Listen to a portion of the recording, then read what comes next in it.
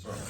It's been a challenging week, hasn't it? Really has been a challenging week on so many fronts. We think about all the storms that we had and the weather, the temperature, and all of those things, and enduring those inconveniences. And we think about being without heat and without television. Oh my goodness, how we needed. I had nothing to listen to in my house but Donnie and Red.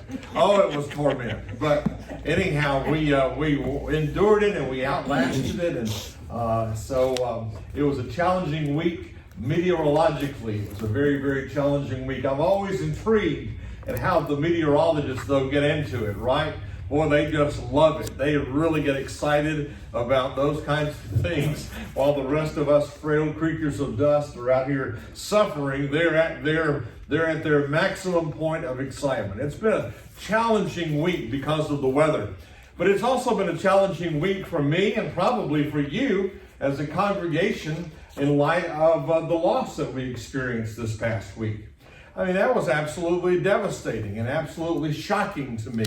And I know it was to you, the loss of Lois Mann, and what a great asset she was to us, and we miss her very, very much. And so we're shocked at so many things about this past week. I'm shocked at the fact that Lois is no longer with us, but I also am reminded that she's in a better place. But I'm also shocked at the manner in which her life came to a conclusion. The minute that Donnie told me what had happened, I thought, now there was Lois Mann, Lois was going to be with us until she was 150 years old, right? I mean, she didn't have any health problems. She had an enthusiasm for life. She had an excitement for life. She had a sustaining faith. She saw life as a journey, and she had many, many miles to go, and yet suddenly, and also she'd taken so many precautions. We teased her and we gigged her about wearing the mask so religiously and so devotedly so as not to get COVID. And so we teased her about that, and she remained persistent in wearing that mask. She was so cautious, and yet suddenly her life came to an end and she was taken from us in such a surprising fashion. And then I think about this. We have lost a lot of good folks over the past year. Really, this little congregation has suffered a lot of losses, and we can't afford to have a lot of losses, to be quite honest. But we've suffered a lot of losses, and not only have we suffered those losses quantitatively, we've suffered them qualitatively. We've not just lost members, we've lost good members. Members that are consistent, members that are solid, members that are good contributors and here to support the church, members that had a great sense of churchmanship. That's something that's lacking in our day and time. When you look around at our culture, and when you talk to other pastors, and when you look at other congregations, there's a lack of true dedicated churchmanship. The loyalty that generations once had to the local church is not nearly what it ought to be, and it seems to continue to evaporate. And yet we've lost folks who were a part of the core identity of who we are. And so it causes us to think about our faith, and it causes us to think about those who have gone before us. And yet, in the midst of our grief and in the midst of our loss, I think about a sermon that I read a number of years ago. I think it was by Paul Tillich, a philosophical theologian. And he was talking about a place called heaven. And it's good for us to think about that. We've thought about that a lot the past year. He was talking about that and talking about those who have gone on to a place called heaven. And Tillich says this in his sermon, and he makes such a great point. He makes such a valid point. He says, we grieve their loss. We miss them. We miss their friendship. We miss their expressions, their contributions to our lives. And Tillich says, and yet this, we would never call them back to this world. Now you think about that. We miss them, we grieve the loss, but Tillich points out in his sermon that we would never call them back to this world. As Christians, we believe that they are in a better place, that the stresses and the strains and the worries and all of those things that are part of this world are no longer a part of their life. And even though we long for them and even though we yearn for them, there's really on the bottom line no way that we would ever call them back to this world with all of its burdens and all of its responsibilities and all of its difficulties and all of its challenges. That's not an anti-this life mentality. It's just a Christian theological reality. We believe there's a better place, that there's a place called heaven. We would never call people back from a place called heaven to be a part of what we see as a fallen, struggling, difficult world, even though we miss them greatly. I think about my own dad. I think about my dad. My dad and I was a surprise when I was born, or when I was conceived, and they found out that I was on my way, and I grew up finally. And my dad and I would say, like most sons and fathers, we had a competitive relationship during the early years of my life. I don't know if that's true of you, Freddie, and all of your boys. But my relationship with my father, don't make any comment. Don't make any comment over there. I know you're biting your tongue. My relationship with my father could be summed up in one word: competition. I was competing with him and he was competing with me. While I thought I knew so much and I thought that I was so smart, I thought that I could do things so much better than him, so much more effectively than him. I think of things that I said to my father that I wish I could take back, that were inappropriate and rude and really hateful if you think about it. That was my relationship with my father. And yet, when I think about that, when I got married, my father became one of the smartest men that I ever knew in my life.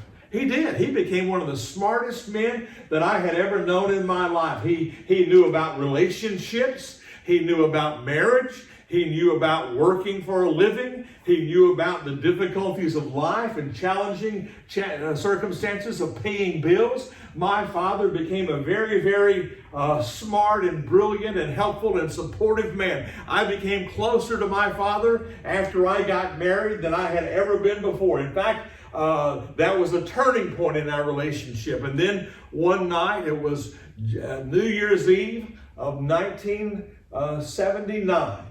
New Year's Eve of 1979, I received a phone call in the middle of the night, and it was from my sister. And she said, "Can you come home? Because Daddy has had a heart attack again." It was his second heart attack. Daddy has had a heart attack. And so I was devastated. I'll never forget that night. I jumped out of bed and I got in my car and I drove from the little church where I was pastoring, Cokeville, Texas, to Ladonia, Texas. And here's what I was thinking in my mind. When I drive into downtown Ladonia, Delta Funeral Home is there on the square. And I know Ted, the funeral director.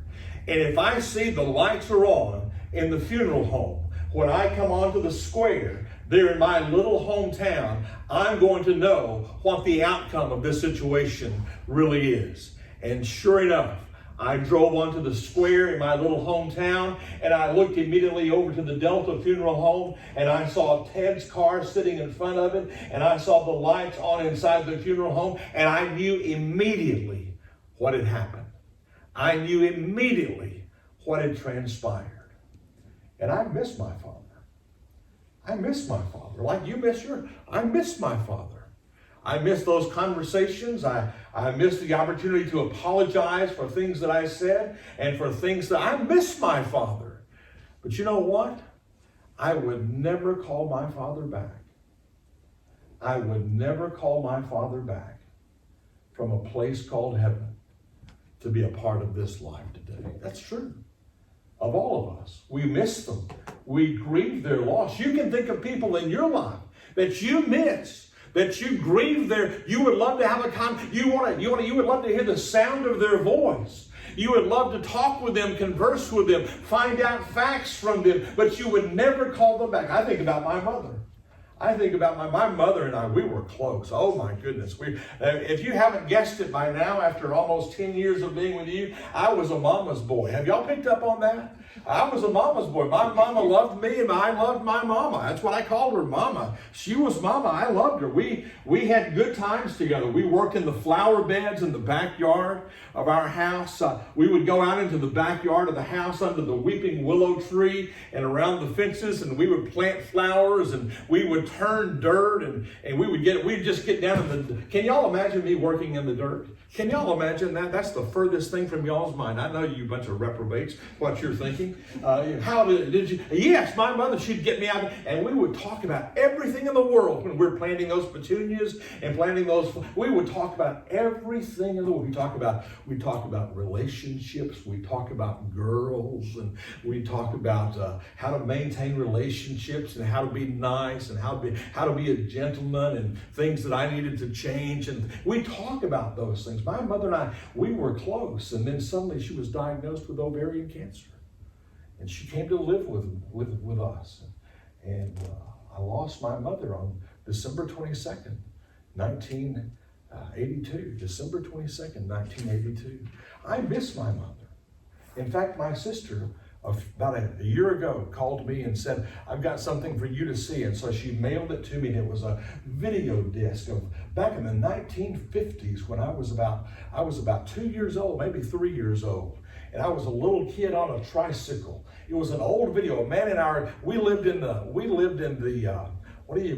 public housing. We lived in the public housing in Ladonia, Texas. And there was one of our neighbors, Earl Smith, who he had bought a fancy new camera, back in the day, one of those old-timey cameras, and he'd been recording stuff in the housing project. And so he had recorded me on my little bicycle, and I was riding my little tricycle, and there was my mother standing in the back. And I'd forgotten how tall she was. And I'd forgotten how slim she was. She almost had the physical presence of a supermodel of a sort. She was so tall, and she was so statuesque, and she was so elegant, and her hair was so pretty, and her eyes were so dark. I miss my mother. But you know what? As much as I miss my mother, I would never call her back to be a part of this life. Let me tell you a story about my mother. Well, one night as an adolescent, I engaged in some activities that I should have engaged in, and I suffered the consequences all night. I got very, very sick in the middle of the night, and as a high school adolescent, I got very, very sick, and you know what I'm talking about. And so I made my way to the restroom, and I bent down there at the porcelain altar, as they called it back in the day, right? I bent down there, and I was so sick.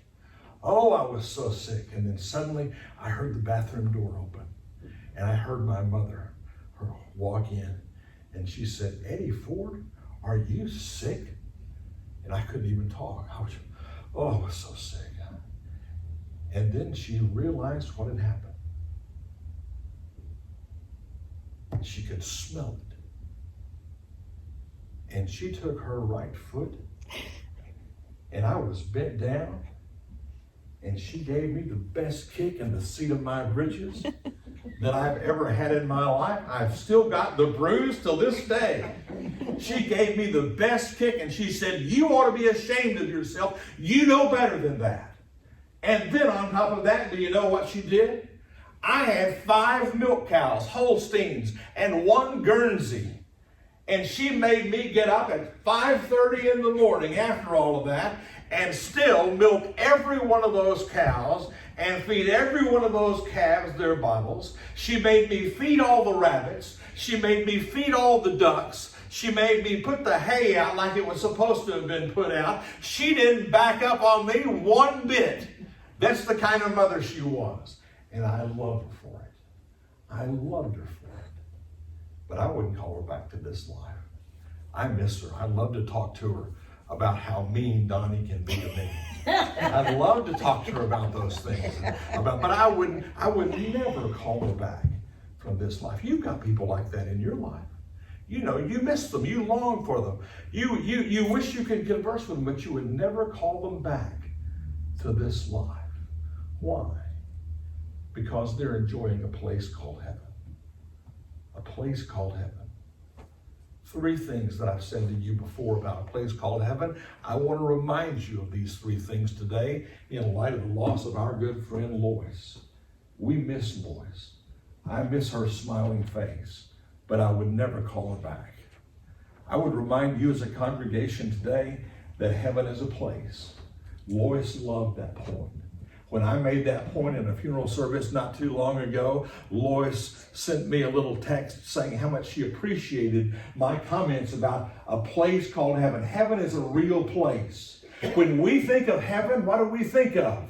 We think of a ghostly kind of phantom-like existence. We think of people floating around on clouds, and we think of angels playing harps, and we think of some kind of phantom-like, ghost-like existence. But that's not the biblical picture of heaven. When your Bible talks about a place called heaven, it's talking about an actual place. W.A. Criswell says in one of his sermons, very well, making this point. He says, heaven is a place that is as real to those who are there at this very moment as this life is to you and me. Now you think about that. Heaven, in the biblical definition, is a place that is as real to those who are there right now as this life is to you and me. It's not some ethereal, phantom-like existence. It's a real, solid place. I was thinking this past week, I know how much Lois loved Disney World. My goodness, when we would see her at Disney World, there was just a joy and a happiness and an exuberance about Lois at Disney World. She loved that place. I can imagine that when she walked onto the grounds of Disney, there was a new life about her. And then I thought, whenever she walked into a place called heaven, I can imagine Lois said, Disney World pales in comparison to a place called heaven. Heaven is a real place where my mother is, where my father is, where your mother is, where your father is, where your brother is, where your sister is, where your close friend is, where your friend from the past is. Heaven is a real place to them at this very moment, just like this place is real to you and me. It's not a ghostly, phantom-like place of existence. It's a place, but not only does the Bible say it's a place, the Bible also says this, it's a prepared place. Now you think about that. Jesus said, I go to prepare a place for you. I go to prepare a place for you. It's a prepared place. A prepared place for a special category of people. It is a prepared place for those who have trusted Christ as Savior of their lives. Now, I remember years ago when I first started out in ministry. The pastor of the First Baptist Church of Plano was speaking to one of our associational meetings. And boy, he made a point that has lodged itself in my mind even until this very day. I wish I could think of his name, but he said this. He was talking about heaven, and he was talking about church, and he was talking about those people who don't want anything to do with the church, but they want to go to a place called heaven. They don't want anything to do with the church, but they want to go to a place called heaven. And he makes this point. If you don't want anything to do with God's people on earth, why in the world would you think that you'd want something to do with God's people in a place called heaven? And doggone it, he makes a good point. I'm a Baptist pastor. I believe in the local church. I believe in the local church unapologetically. But there is a lack of devotedness to the local church in this day and time. People want to go to heaven. Everybody wants to go to heaven, but nobody wants to be a part of the local church. Why in the world would we want to go to a place called heaven and be with God's people there if we don't want to be a part of God's people here? There's a theological discontinuity in that notion. One thing about Lois, she was a church lady. She was a church lady. She loved the church with all of its faults, with all of its flaws, with all of its inadequacies. Lois loved the church. Not only that, you think about this. Lois was a mother who had raised 2 sons who were devoted to pastoring what? The local church. Where did they get that notion that the local church is that important? Where did they get the idea that the local church is worthy of them making a vocation out of devoting their lives to it? They got it from a mother. God put it there ultimately, but they got it from a mother who had a great commitment to the local church. Lois was a woman who loved the local church, and heaven is a place prepared for a woman like that. Heaven is a place prepared for those who love God's people. It's a prepared place. It's a place. It's a prepared place. Then the Bible says this. It's a chosen place. Heaven is a chosen place. Heaven is not ours just by natural inheritance. Jesus says, I go to prepare a place for you, that where I am, there you may be also. Think about that word may. It says it can go either way. You can be there or you cannot be there. What is it saying? It's saying heaven is a chosen place. Every person must choose heaven as their ultimate home. Do we grieve the loss of our loved ones in this little congregation? Absolutely. My goodness, this is something I don't understand. That's why I wanted to talk about it today. I don't understand. We lost Lawrence. We lost Clark. I don't understand the losses that we've had. I don't understand the losses that we've had. I don't understand how it's working. I don't understand all of those things. But in the midst of my lack of understanding,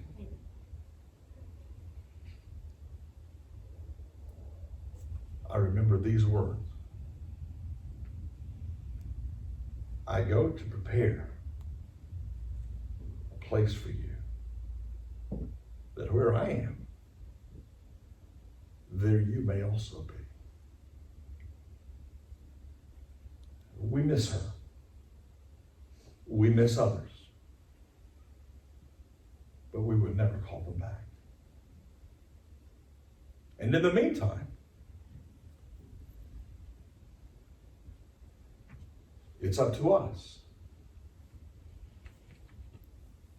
to carry on the mission, to continue to be faithful, to follow in their footsteps.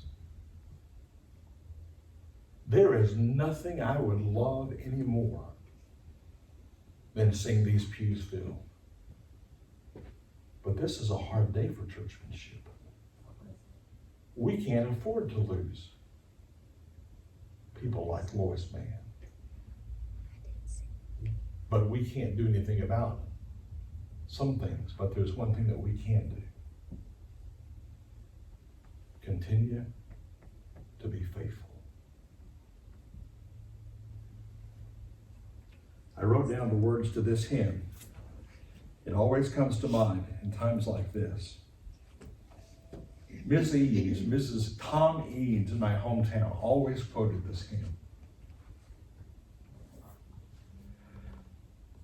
Trials dark on every hand, and we cannot understand all the ways that God would lead us to that blessed promised land. Trials dark on every hand, and we cannot understand all the ways that God would lead us to that blessed promised land. What's the next line? What's the chorus say? But we'll understand it better by and by. In the meantime, we'll keep our hands to the plow. We'll pray for her family. We'll pray for our congregation, and we'll be faithful. Would you bow with me in prayer?